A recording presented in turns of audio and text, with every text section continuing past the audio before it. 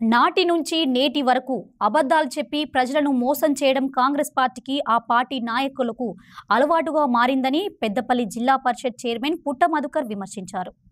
మంతని మండలం గుంజపడుగు గ్రామంలోని ఉపాధి హామీ పని జరుగుతున్న ప్రదేశాల్లో పెద్దపల్లి పార్లమెంట్ బీఆర్ఎస్ అభ్యర్థి కొప్పుల ఈశ్వర్కు మద్దతుగా పుట్ట మధు ఎన్నికల ప్రచారం నిర్వహించారు.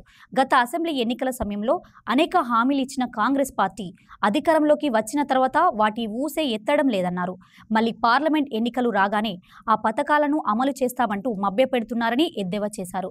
అసెంబ్లీ ఎన్నికల నుంచి మొదలు పార్లమెంట్ ఎన్నికల వరకు 6 గ్యారంటీ పథకాల పేర్లతో ఓట్లు దండుకోవాలని కాంగ్రెస్ కుట్రలు చేస్తుందని, నాడు పథకాల పేరుతో ఆగం చేసినోళ్లే మళ్ళా ఆగం చేసేందుకు వస్తున్నారని, ఓట్ల కోసం వచ్చే నాయకులను 6 గ్యారంటీ పథకాల అమలుపై ప్రజలు నిలదీయాలని అన్నారు.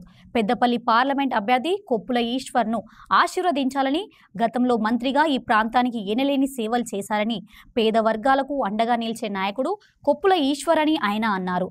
వారసత్వ రాజకీయాలకు స్వస్తి చెప్పాలని, ప్రజాసేవ అభివృద్ధిని ఆకాంక్షించే వారిని ఆశీర్వదించి ఆదరించాలని కోరారు.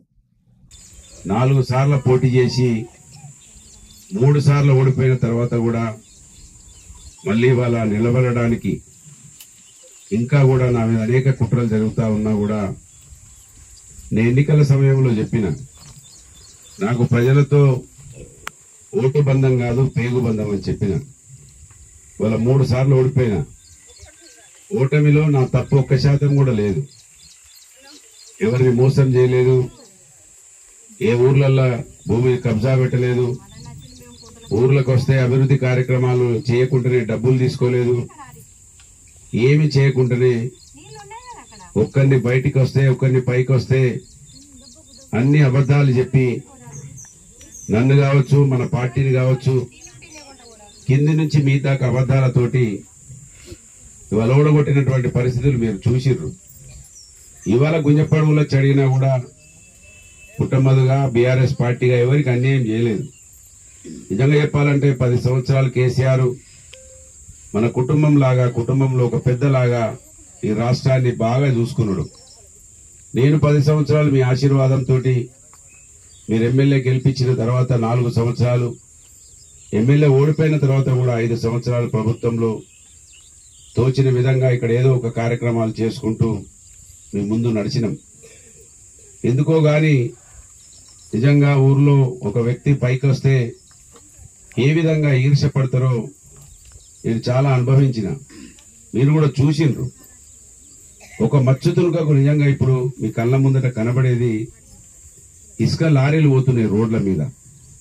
మీరు చూస్తున్నారు, ఈ రోడ్డు మీద పోతున్నారు, పెద్దపల్లి రోడ్డు మీద పోతున్నాయి. ఆ ఇసుక లారీలు అన్ని కూడా నాయే అన్నారు. ఇసుకంతా కూడా నేనే దోసుకపోతున్నా అన్నారు, బాగా సంపాదించుకుంటున్నా అన్నారు. ఇసుక లారీలు ఇప్పటి వరకు ఆగలేదు, ఆ లారీలు నా ఏవో దొరకలేదు, నా ఇప్పటి వరకు ఏదో ఒక లారీ కూడా చూపించలేదు. నాయి దొరకలేదు లారీలు, కానీ రేవంత్ రెడ్డి ఫోటోలతోటి మాత్రం లారీలు దొరికినాయి. ప్రతిరోజు దొంగ లారీలు అయితే 100 పోతే 10 దొరుకుతున్నాయి, 90 దొంగతనంగా పోతున్నాయి.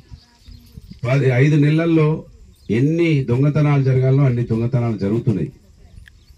అంటే ఒక వ్యక్తి చిన్నోడు పైకి వస్తే మీ కళ్ళ ముందంటే నా మీద అనేక అబద్ధాలు చెప్పిండ్రు, మీరే చూసిండ్రు.